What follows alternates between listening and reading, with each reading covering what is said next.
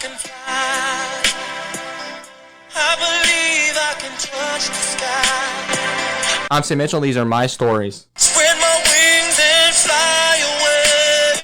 Hi folks, having a good day today. Let me first welcome you to Autism Rocks and Rolls. Now, before we begin, I must note that I am not a doctor or psychiatrist. If your son needs to be diagnosed with autism, please see a physician or any medical that you have any concerns about, because I only do this based on my experiences. I also do not own the rights to these music. Both musics were found on YouTube and were published on November 28 and March 2014. Now, I also have a couple of shout-outs to give. So, the first shout that I must give is to Miss Tina Marie Trimper. Now, I do think of some hair jokes, so Tina, I think you need to trim your hair up. But no, I'm kidding. But in all seriousness, you were so humble to me when I was on your show called the Psychedelic Podcast, which she is also the host of, may I add. And she is a very nice woman and very beautiful and has a beautiful family and is one of the nicest people alive. And actually, I think wants to learn and understand more about autism. So, Tina, thank you very much. And I know you're from Texas, so yeehaw! Also, I'd like to say this is the last time to get in the t-shirt drawing for the coolest shirt you'll ever get, maybe. So, please, please, please, please, either share it on Facebook, screenshot it if you have a Snapchat, show me that you're listening to it, or comment on Podbean, and you may get that shirt. There's a very slim chance you will, but you might get it. That shirt could be in your hands right now. Just think about this awesome, beautiful, cool, and even lit shirt that could be in your hands. I mean, if you all do that, you could get that shirt if you just try and believe in yourself. Now, the final thing we must do is we have a quick word from our sponsor, so hit it. Salon 45, whether you want to get a simple, classic haircut or you want to get a personalized look from one of our seasoned stylists, Salon 45 is for you. They offer a range of services for the whole family, starting from hairstyling, hair coloring, permanent waves, waxing, cuts, and even nails. Hey, these girls are great, especially with someone who has autism or a disability. Conveniently located on Highway 45 in Salisbury, Indiana, and near the I-69 exit. 812-825-5184. Alright, so thank you again for telling us that beautiful ad. I would highly recommend to get a haircut there because it's an awesome place.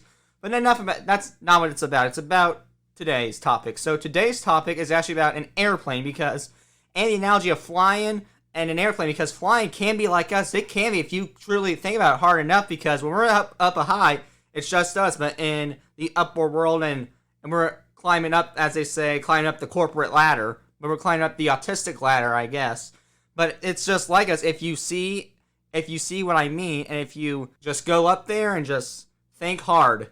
Now we gotta talk about we gotta learn some terms here. So, an airplane, it is a powerful flying transportation vehicle that has wings and has better density than the air, because it's true, because when we're flying, or when that airplane's flying, it's bigger than density. I mean, you can't beat density. Just like us, we can't beat some struggle accuser. We can't beat density. No one will be able to beat density. So, density is like us, but we have our own autistic density moments when we're calm. Now, you probably wonder, where are these magical or awesome vehicle devices or air devices? Answer, they're at an airport. An airport is a location to where it is for airplane maintenance, the plane to take off, and where the plane lands, because the plane's got to be somewhere. I mean, it can't just be like high and up in the sky and be like, oh, look, there's a plane there, and you can't go up in the air. You can't fly in the air to go to the airplane. It can't be like, the Falcon to fly and just get in that airplane. I mean, you got that plane's got to be on land so you can get on there and enjoy that taking to your destination. Now, when we're in the airplane obviously flies, or it's flying. So the definition of flying is it is the capability to move in the air like we do sometimes. Like we want to move in the air and be birds and fly away to the greater good and fly to our own personal playground, or fly up in the sky and just explore and be adventurous. We're not just being adventurous when we're in the air. We also, it's kind of like us, because you have to look at the world from a different view and a different perspective, because sometimes when we're in the air, we're looking at the view from a different perspective and a different way and a different angle. You gotta look at our lives like that. You gotta be in the plane, look at our brains and look at our life from our perspectives and our way and how we operate. Now, typically what I would do is I think we like this because blah, blah, blah, blah. Well, not today, because I don't think that's going to work. I think that is not going to give you enough information. Might be a good source and a good side information, but it's not going to be good enough information. So I'm just going to say this. I'm going to give a big paragraph, or as you English folks call it, a thesis statement. So, aviation. When you think of flying in the sky, how does autism possibly connect to this? Answer. First, believe it or not, someone with autism is built like an average airplane. And it's true. And we'll get into more of these later, but they're built like an average airplane is my main point. Another way airplanes and autism go together is sometimes we are overstimulated when we ride on the plane, and that's also true because we do get overstimulated due to the abrupt noises and all the abrupt things a plane does. But riding a plane can actually or not also be beneficial to our mind, to some of our skills we need to improve on, and to our educational life as well. Also, people are often fascinated with the history and science of airplanes and the aviation and the flying part of it. Lastly, the people that work in the aviation field can either be helpful to someone with autism, but unfortunately there are some instances or situations where feelings with an autistic child were not accommodated to, and which I don't agree with, and I'll probably say it again. But anyway, I think things are better though than they once were. And honestly, most airlines are fabulous. And I mean fabulous when it comes to those with disabilities. Now, I think we are like up above is because we want to be at the top of the mountain and feel accomplished and feel as if we did something so perfect that we are a star or even a superstar. Because when you fly and we're at the high point, that's our star moment. That's our star moment, like,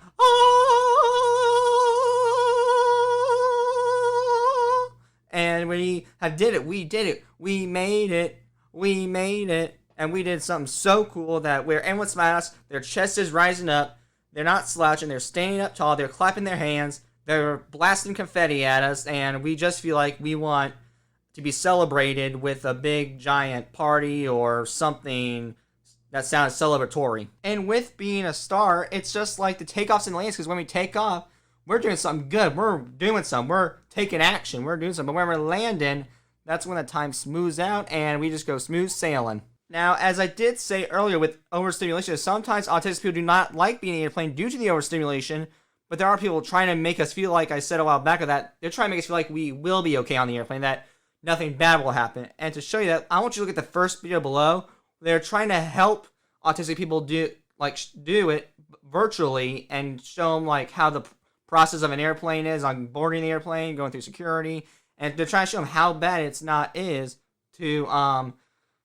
show them how bad that being on an airplane is, because it's not. But when we do get overstimulated on the airplane, to me, this is like a flaming bath, because when that goes on, it's like hot, woo, hurts my skin, ow. Okay, that's us going on that airplane. It's hurting our skin. It's crippling our head. It's making our heads burn. It's giving us migraines. It's burning our eyes out. I mean, you could think of any body function that's what it's doing to us. It's doing any bad body function from our heads to our toes. Now, another thing that I could compare to is when we are feeling overstimulated in that plane, it feels like a hot air balloon with too much pressure, because as we all know, what has to do in a hot air balloon where it's too much pressure, it pops, all right? That's what I feel. We're about to have a brain pop, and when we have a brain pop, our brains go up and crap. It's a lava explosion, and we're getting overstimulated. We are not safe. We don't feel comfortable. We would rather be on the ground. Some people, at least that I know, actually would rather be down below instead of up ground and up in the sky. And they'd rather be down and feel less overstimulated, which is acceptable. But they have to learn to overcome that, I think, in case they're going to go to somewhere like Europe or Africa or somewhere across the nation. But my point is if they are overstimulated, they're going to, with that hot air balloon, and they get too much, they're going to have a brain pop. And believe me, those brain pops are not good. So maybe instead of getting them overstimulated in the plane, try, unless it's a necessity, go below and just drive and go on the road and go on the road again. However, being in a plane can actually help an autistic person with many skills. Some skills are staying still, because sometimes when our brain goes to the pinball and see 111 pinball action for more information, but when we are bored, we'll probably go to pinball and we probably won't sit still, just move like, or go, giddy, and just do like some, like act all hyper and not act plain like we're supposed to, and act on a plane and not have etiquette behavior. So if that was me, if I would get on as much planes as possible, and my way to make them sit still is occupy them with as much and bring as much entertainment as possible, so that way they will have some, they will sit still and not bother any person, and it could be a peaceful flight for all of you. And it makes both sides happy, the parents, the students, and your peers who are on the plane. Another skill it could probably teach is basic etiquette, because think about it, it's easier to say please, thank you, excuse me, hi, I love you, can you please pass the salt, or that's a common one, I don't have any salt, and I would make a salt shaker right now if I could, but that's not going to work. But anyway, that's going to teach us basic etiquette, because we have to interact with so many people, and it can help us with some other stuff, but it could help us basically like hi, or hey, may you please move over, and I also like to sit down. Thank you very much. I mean, there are so many basic etiquette that could help with someone with autism, because autistic people like to speak the way they want to. And it's even for nonverbal, because they're going to be, blah, blah, blah. I mean, that it can still help them, though, with basic etiquette, so they know, like, oh, I got to do this. Oh, I got to do this. I got to move out of the way for them to get on the plane. So it's going to help them with basic etiquette, verbal and nonverbal. And my solution is, with the basic etiquette, show them, like, you role play on the plane, you role play at home, and you role play on the plane with some people, and especially with the flight attendant, if they're willing to work with someone with autism, because that would be awesome. Another thing it can help with is sensory problems, which I'm going to do an episode in the future about, but it really could, because you hear a lot of noise. You hear the beep, beep. This is your flight attendant speaking. We'll be landing in blah, blah, blah, blah. Or you hear the noise. You hear people going blah, blah, blah, blah, chatting blah, blah, blah, blah, blah, blah, blah, blah. And you hear the pressure going down, like when you go, and your ears ready to pop, which is, ugh, it even gives me the jeebers thinking about it. But anyway, it can conquer our sensory issues due to the fact with us, with our ears, with our eyes, nose, mouth, and all sorts of feelings. With someone being too loud, I mean, it can help with so many sensory problems. And the best solution, I think, is bring headphones, bring anything that will cover our heads, ears, eyes, nose, mouth. And I don't mean like come in winter clothing, because then I just laugh at you. But anyway, but just come with like something simple like headphones for the ears or something like that, or maybe bring a book for them to read, or something to listen to, or a electronic device. I mean, just bring a resource. Like I always encourage you to use your resources, or bring a resource for them to conquer their sensory problems, is my idea. Another thing you can actually help with, if you think about it, is overanalyze, because I've had a dream that we crashed in a plane, and ever since then, I've always think when we're in a plane, I'm going to die. Like, it's simple as like when I'm playing, I'm like, I'm gonna die today. But it's probably not true, because a lot of car crashes, I think, happen bigger than plane crashes. But for me, it's the other way around. It's car crash is better than a plane crash, because we're not gonna land in the Arctic Ocean or something like that. But for me, when we're that's kind of gonna overanalyze it, because we may overanalyze crashing, the safety precautions, making sure it's safe, our bathroom emergencies. I mean, not just overanalyzing getting in the plane, but I think overanalyzing the whole scenario, overanalyzing something that's too much for us. So my solution for that is, if we're overanalyzing, ask and help us through and talk to us about it for as long as we need to. If it's for the whole flight, then so be it. That's all I gotta say about that. And even a little bit after if you have to, but just don't try and make sure they don't talk about it the whole time and not ruin your time or having fun, or just make sure they're not ruining your time with whatever you're doing, or with whatever vacation you're taking, I guess. The second thing I should say, what it could help you with, is relationships. Because here's a story. I was on a plane once, and I didn't get to see this, but apparently my mom sat behind me, and they were talking for the whole destination and all the way back home. And my mom asked, what's your name? And he said his name, and we didn't know this, but we figured out soon enough that he was our cousin. So shout out to the cousin we met on the plane. You know who you are, but hope you're having a good time there. But anyway, but that's my point. You see, it can help you build relationships, because if we didn't go on that plane, we would have never knew that he was our cousin. And it could help us, though, making friends on the plane, with making a friend that's not our age on the plane, with making friends or finding family even. I mean, it could help you in some shape, way, or capacity. And my solution for, if you're on a plane, talk to people, because you may learn something about them that you may never know, and you may find out they're your family, like I did, or that they're your friend, and you never figured it, or you might make a friend even on the plane. I mean, you just don't know until you try going on that plane right there. The final thing I can help us with is anticipatory anxiety. And C109, Autistic Butterflies, for more on the anxiety, and 1110, what are the odds, on the anticipatory part. But it is, because we do anticipate a lot, and we may anticipate that we're going to have a crash, we anticipate that I may poop my pants, we may anticipate that, someone's going to throw a fit and have a sensory overload. We may anticipate that and get anxiety over that. I mean, it's true, we may get one or both, and when we do that, we're all over the place, and we're just scared we don't want to go on that plane. So my solution is if we anticipate or have anxiety or something, assure us that, or ensure, Miss Finn, I'm so sorry, but I think for Miss Finn's class, I remember it's assure. So this was from our Mind Blown Monday that I remember. But anyway, it's and we assure us that it's assuring because we need to ensure that you need to ensure to us that we are not going to die. We are going to live. We're going to have a blast. Focus on the goods instead of the negatives and help us. And if it comes down to it, just don't go on that plane and drive instead of flying. But it can also not just help us with some skills, it can also help us with some educational skills too. Some are geography because we got to look at the world. I mean, we got to know like what Texas looks like, we got to know what the states look like, what they're for, what the latitude, the longitude is. We got to know how to land on it. I mean, we got to know the shape. So we know where we're going. We don't want to go to the Arctic Ocean and the guy thinks we're going to Texas. I mean, we don't want that. I mean, we got to know geography so you know what the climate and everything about that state is so that you can prepare us for the basics for that state and what type of clothes we need to wear and what are the rules there. I mean, you got to know what the geography is there, so we got to know if it's affordable and make sure it is safe for us to go so we don't end up somewhere that is dangerous or somewhere stupid. Something else that I was looking at the world differently because we got to look at the world to see what it is from up there and down there because we have to look at the world, like I said, from different angles. And we got to understand, like, what's up there so that we know what's up there and just in case something happens and just in case that we go into UFO or something. But we got to know what's up there so for the back of our heads so we know that the sky is somewhere safe and the sky is never too high to go if you want to be an astronaut or a pilot, example.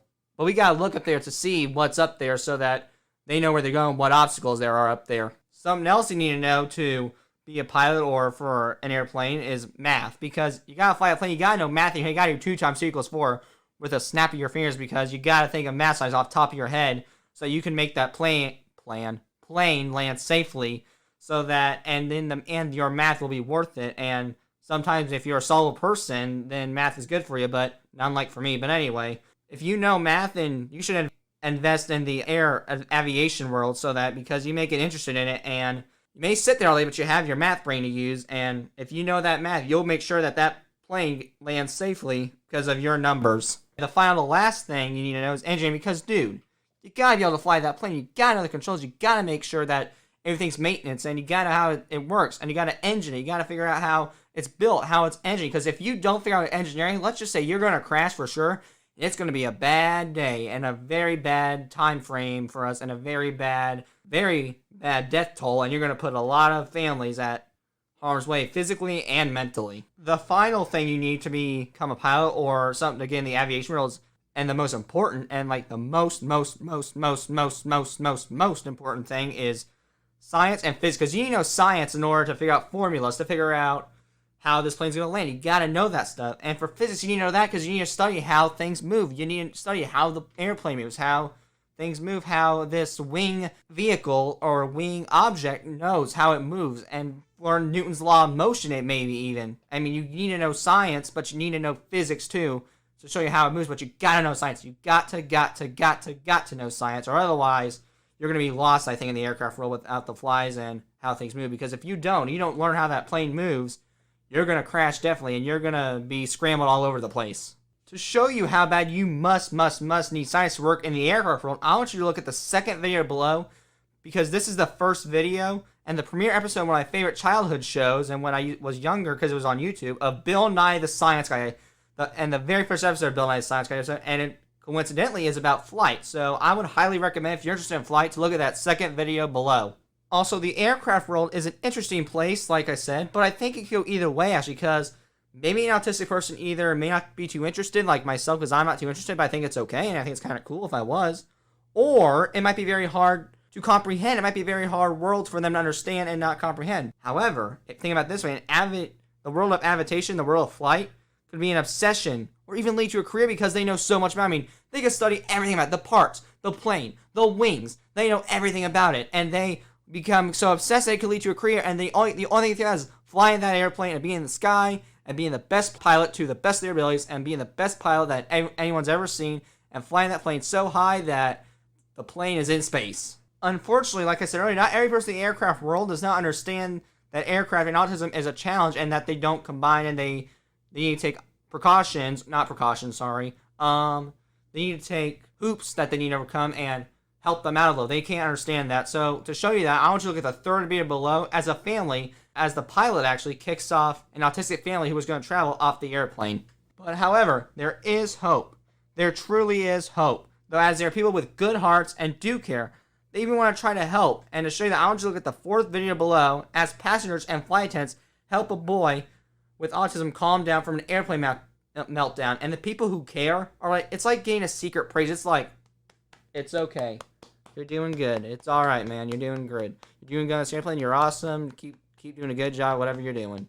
So, I mean, that's what it's like. So, to me, it's like getting a secret praise. And thank you to whoever who was going to help us, because you are a good person, and we cannot wait to meet you if we ever do.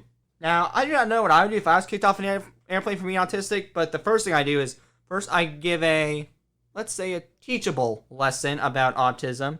Then I would either leave a complaint to the headquarters, and then either switch aircrafts, or just not fly at all and then drive for the rest of my life to vacations, or drive to the destination, I guess. Now, as we all know, or for if you're probably at least in middle school, planes were invented, and we all know, the history of planes begins with the Wright brothers. Look at the 5th video below to learn more about the Wright brothers and the invention and the wonderful invention of an airplane. Now, we need to know the parts of an airplane because they're important to this, and I think they're important to an airplane. But anyway, the parts are one part is called the fuselage. This part holds the plane together, and everything stabilizes, and everything about the plane. Now, people with autism feel like they need to be together with family and need to prepare physically and mentally before hopping on an airplane, and actually prepare mentally and physically for anything that requires focus and concentration. And yes, you guys want to play concentration? So, concentration. Oh, wait a minute, that's a song, isn't it? Duh me. But oh well, but anyway, if you all like playing concentration, then have at it. But anyway, in all seriousness, the fuselage is us, because we got to have our 100% focus and concentration on that, and we got to do it to the best of our ability, and we will focus and focus and focus on that thing until it gets done, no matter what. Another part of a plane is called the cockpit, the area where the pilot operates the plane. And if you have autism, believe it or not, you will probably have your own special and separate cockpit with different buttons and switches that represent your life. Now, the next part of a plane is wings, and I don't mean buffalo wings, but now that I say that, I'm actually kind of hungry for some buffalo wings. So, Mom, when you're done listening to this, make me some buffalo wings, please. No, I'm kidding, but for real. And also, it's the critical part of a plane where it controls the steering. Autistic people will have wings when we steer our own path to greatness, and when we achieve, we'll fly to the left, fly to the right, fly up when we're awesome, fly down when we're bad, and flying is just a part of it, but we will have our wings, and we will control them how we want and how we take it. Another part of the plane is the tail. I don't mean the tail that animals have on their butts. No, I mean it's the back of the plane that is used to stable the plane, and it's really important. And it's kind of important for us because people with autism need their own tails. They need their autistic tails because they need to use it to live and function, because we need to feel stable to be successful. And if we don't, it's going to be a bad day, and if you don't help us, you might as well put us in a mental hospital or a cage, because it is not going to go well. But anyway, I think for the most part, we'll have a tail, and I think we'll do all right. But I don't want to go to the jail, nor the padded cell, nor the mental hospital. I think we want your help first before you have to resort to that. The next part of the plane is the engine. It is the part of the plane that gives the plane power to fly. I gotta sing this real quickly, so... I got the power! I got the power! Alright, anyway, so people with autism need their own power, and for them, this is like using their resources, and we need that engine. We need that resources, and that engine, as you guys call it, for us to have our own power, and for us to have our own power to go up on the high mountain, and to go us up high in the sky, and for us to go high and live life and get a job and do all the adult privileges that you guys get to do. Another part of a plane is a propeller. It's a part of the plane that makes the plane drive forward. And we don't have this, which we try to have, but the propeller could be us moving forward, and that's attempting to move on. Now, unfortunately, we don't use our propellers that much, which we work on, but I think with perseverance and determination and age, we will be able to use that propeller as quick as you think you can, and we'll try to use our propeller as much as possible in the near future. The final part of a plane is the landing gear. It's a plane part where it helps the plane land, obviously. This is us because, like I said earlier, with the takeoff and us moving on, not and something like that, it could be something else. It could be our brain doing something and taking off to do something awesome, and when we land, that is us like being done. Like, okay, we're done. We're not doing this anymore. Let's go on to something else. So that part of that plane, that landing gear could be us, but it's an autistic difference with that landing gear because we're doing something when we're taking off, and when we're landing, we're done. So, I mean, we mainly land, but we can also take off. So, either way, it feels good to do one of the others. And now, also, believe it or not, the process of an airport and how we get to the plane resembles autism in some ways, actually. The process is step 1, packing. It is the process of gathering necessities and gathering items that you want on vacation. Sometimes, it's like us, because we need to pack our thoughts, and sometimes we need to reopen that suitcase and be like, okay, what do we got here? Because when we're packing, it's like, okay, what do we got here? That's like us. We gotta be like, okay, what's the situation? What do we gotta do? So sometimes we gotta pack it and know we're packing it, but sometimes we gotta reopen it like, oh crap, no. So sometimes we gotta pack and reopen it, and it just depends on the situation.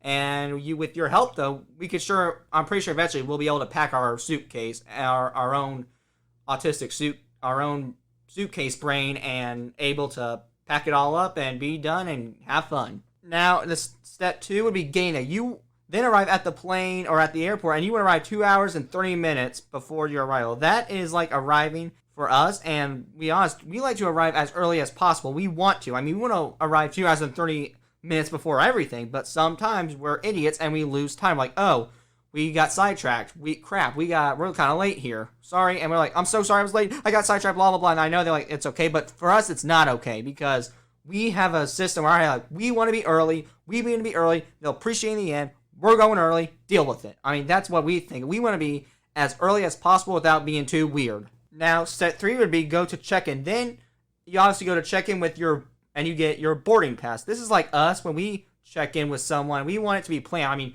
we like to make plans, and we want to plan. And sometimes live our life formal, not too formal, which I'm going to make an episode on in the future. But we want things mainly planned out, and like things that are big planned, like the boarding pass is, and like it has to be planned. Now, step 4 would be you go through airport security, where they will check out items that could potentially be dangerous, and you will be asked to put it on a conveyor belt and walk through a metal detector. This happened after 9/11, as we all know. That's when metal detectors happen, and for us, that's actually okay, because the security, a part of it resembles autism and life, because, after the 9/11 ordeal happened, they did not trust people for a while, and for us, when something bad happens with someone, or something even, we will not trust it. We will not trust it, and if it happens for a long time, we will have trust issues like me, because I've been used more than taken care of more. So in my eyes, that's why I have trust issues. Step 5 is find your gate and wait to go, and wait. You go to your assigned gate and then you wait for a while. This shows us autism, because when we do something, but then we have to wait before we do it, the assigned task to do something beforehand. To be honest with you, to us, it's stupid, because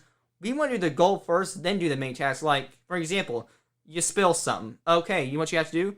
And we have to go to a counseling. Okay, you have to clean up the Dr. Pepper first, then do it. Okay, that's on us. That we don't want to do that. We would rather go to the counsel point, then clean up the Dr. Pepper when we get home, because we don't like doing what we call main task, which is like the task before the goal. And we would rather do the goal first, then get the main task done, and then just enjoy life. But we don't want task and then goal. We want goal and then do the mini task and just get that mini task done and go enjoy life. The final step, or step 6, is boarding the plane. When you finally board the plane and put the suitcase in the door above and you fly away. This shows autism, because even though I, on the flip side, said we don't like doing the mini task, we do like getting ready for something that is like necessary. Like all these steps for the airplane, that is a necessity. We like doing the necessity mini task, I guess. We like to do something and get ready for something, because in our heads, getting ready can be fun. Like when we brush our teeth, do deodorant, when we're prepping for something that is a necessity and we have to do the mini task, that can be fun for us. When it's a non-necessity main task, to us it's just stupid. So when it's non-necessity, it's stupid. When it's necessity, it's fun. That's what it practically is. Now, as well as we all know, the world of aviation has 2 major classes. The first class, which is for higher and richer people, and the economy for us middle-class people. And both can be like autism, because people with autism have dreams and goals too. We want nice things, just like any other person, just like any other celebrity has. This is like first class. Secondly, the economy class to me is just like a regular day in life. Not necessarily a bad day, or a good day, is just a average and a meh day. In conclusion, whee! No, I'm kidding, but for real. In conclusion, the sky and the clouds, in it is our home to airplanes, and it reminds me of the world I live in, except it's just higher and above high. The sky's the limit, people. It really is, because people with autism want to reach even higher than our. We want to be overcome it. We want to reach higher and beat those expectations that we have. Well, that'll be all for us today. I hope you learned something about airplanes, and I want you right now to go fly on